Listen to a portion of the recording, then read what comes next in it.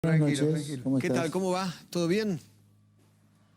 Muy bien, muy bien, Eduardo. Bien.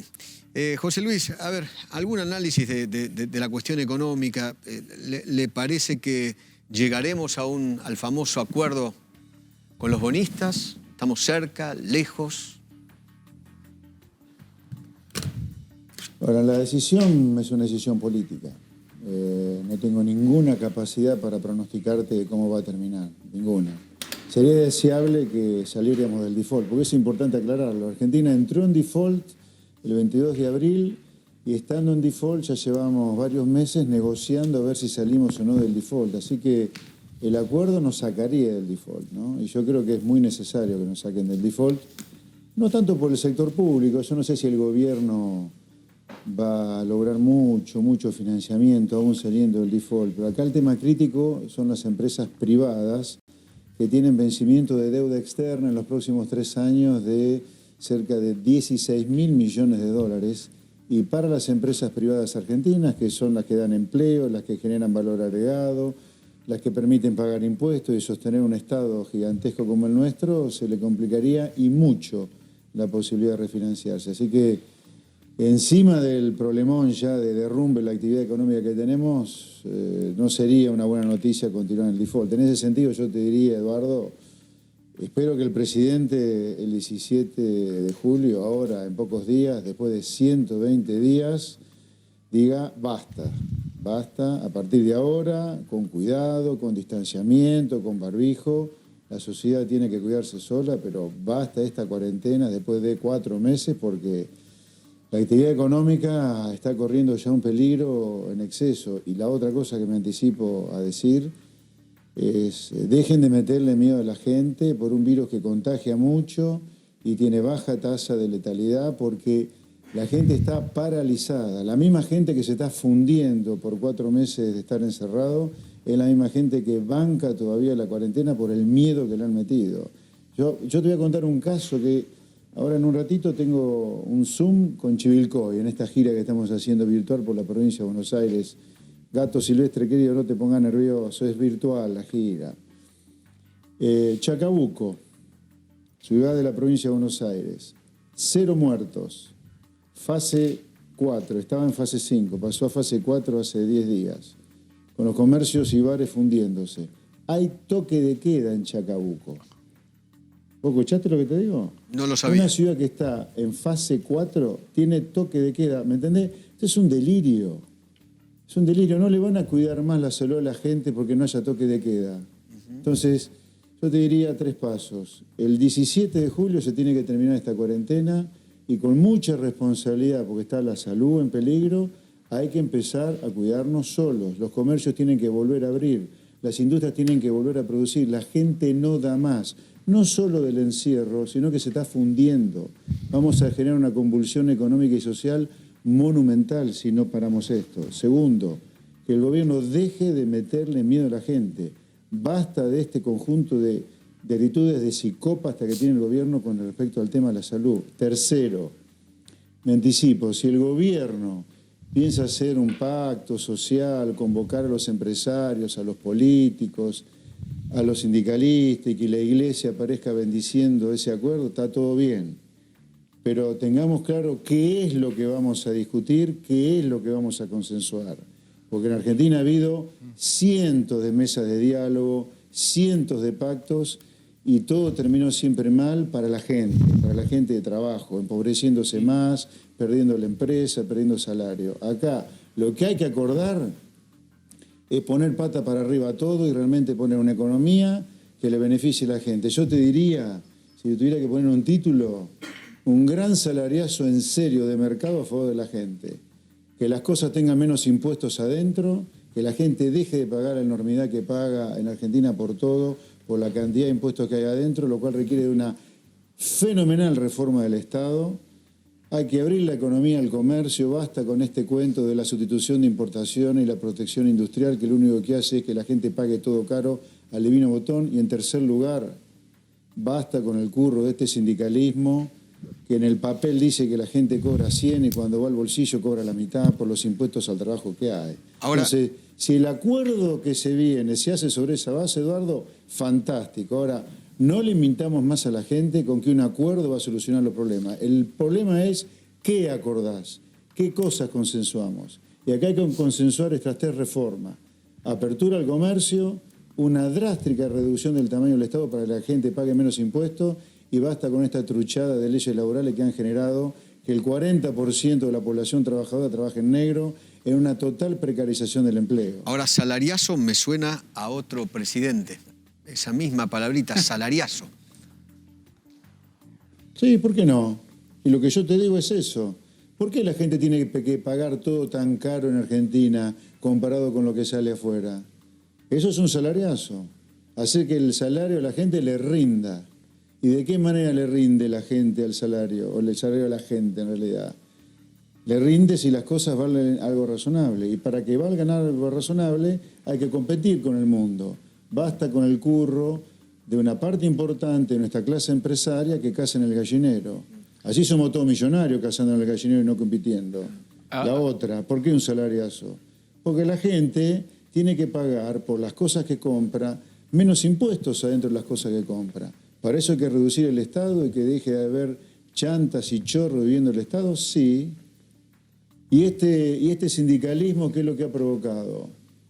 Que la gente cobra una miseria al final del día como consecuencia de la enormidad de impuestos al trabajo que hay y como consecuencia que una empresa hoy sabe que si incorpora una persona en blanco no está incorporando una persona, está adoptando un hijo, no se lo saca más de encima, salvo que esté dispuesto a quebrar si algún día le echa a la persona.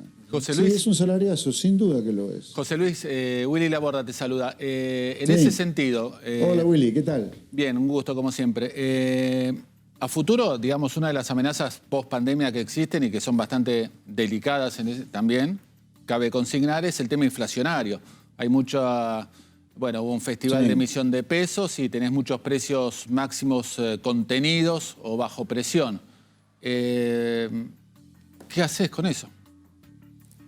¿O hay que rezar, resignarse y rezar? No. Si Argentina no consensúa, no llega a un acuerdo de estos pasos que yo sugerí recién, que son los pasos que dan los países a los cuales la gente que vive adentro la pasa bárbaro, si no hacemos ese trío de medidas, esos 3 pasos, abrirnos al comercio, proponer una gran reforma del Estado para poder bajar impuestos y que la gente pague menos por las cosas que compra, y una gran reforma laboral para desprecarizar el empleo que tenés hoy. Si no haces esto, si no hay un gran consenso nacional alrededor de esto, sin duda que tenés que rezar, porque la bomba de tiempo que tenés en materia de emisión monetaria y por lo tanto de la inflación es gigantesca. Tengamos en cuenta que este año el gobierno va a duplicar la cantidad de dinero que emite el Banco Central para financiar el agujero fiscal que tiene.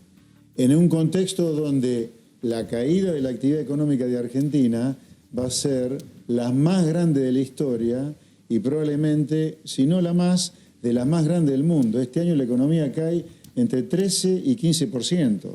José Luis. Tenés que sumar el 2001 y el 2002 para encontrar una caída igual. Sí.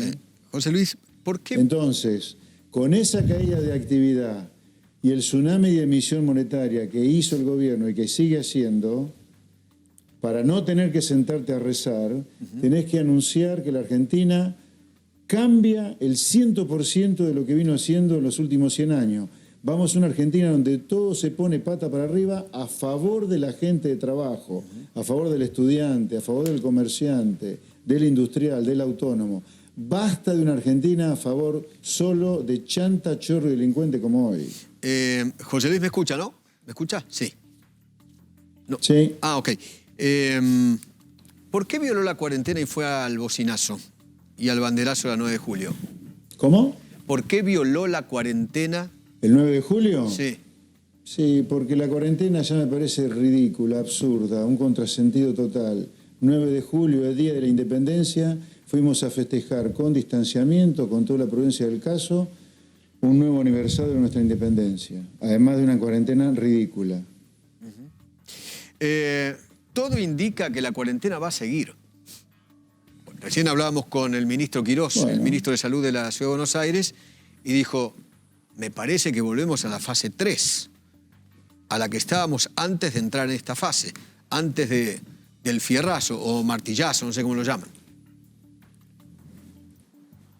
Bueno, me parece a esta altura, después de 4 meses que la gente de trabajo le entregó a los gobiernos nacional, municipal y provincial 120 días. Hay gente que no tiene retorno económico después de haberle entregado 120 días al gobierno de su vida económica. Y le dicen que tiene que seguir con la cuarentena. Es una cosa, es un sinsentido total. Acá lo que tendría que hacerse es millones de test, no unos miles de test diarios, millones de test para cuarentenar solo donde estén los focos y que el resto de la gente vuelva a hacer una vida absolutamente normal. Ahora, con barbijo y distanciamiento. El presidente, esto se tiene que terminar. Sí, el presidente Basta. dice que el problema económico fue generado por la pandemia, por el bicho, no por la cuarentena. Bueno, eso es absolutamente falso. Es el mismo presidente que desde el primer día dijo, usted se acuerda, Eduardo, cómo despreciaba la economía. Prefiero 10% más de pobres y no 100.000 muertos, decía. No me vengan con la economía. Es el mismo presidente que se ha equivocado de manera rotunda en cómo enfocar este problema. Y no tiene perdón lo que ha hecho, porque cuando Argentina empezó a recibir al COVID-19, ya sabíamos lo que había hecho el sudeste asiático, Europa, y ya sabíamos lo que estaba haciendo Estados Unidos. ¿Qué hacían los países civilizados que estoy nombrando? Cuarentenaban la menor cantidad de días posible para que la gente de trabajo no se funda, ¿no? O sea, si la gente está encerrada en su casa sin trabajar, a la larga, ¿qué va a pasar? Se va a fundir. Pero hubo miles... Entonces, sentido común, se cuarentena lo menos posible. Pero hubo miles y miles de muertos, eso es lo que dice el presidente. Tiene que hacer 2 cosas. Sí. Acá yo no digo que esté bárbaro, eso de ninguna manera. Lo que digo es, se podría haber hecho una cosa más civilizada, porque ahora podemos llegar a estar en el peor de los mundos. La cuarentena más larga del mundo y no están explotando los casos. Pero los países, repito, ¿qué hacían? Cuarentena lo más cortas posibles, empezar a probar qué pasaba y si explotaban los contagios se volvía a cerrar. Y durante el tiempo de la cuarentena se hacían test masivos, no la nada misma que estamos haciendo acá todavía de test, para identificar bien dónde están los focos. Se ponía a tono el sistema de salud, no como ahora que nos están amenazando que si no se continúa con la cuarentena colapsa. ¿Dónde está el Estado presente? Esto es lo que ha hecho el mundo civilizado. Ahora nosotros, los argentinos, siempre estamos tratando de inventar el círculo cuadrado. Yo repito, la gente le dio al gobierno y a los gobiernos 120 días de su vida de trabajo. En muchos casos hay gente que no tiene retorno. Perdió su empresa, su bar, su restaurante, su peluquería, su actividad de autónomo, su empresita. La perdieron. Pónganse a tono. Otra cosa.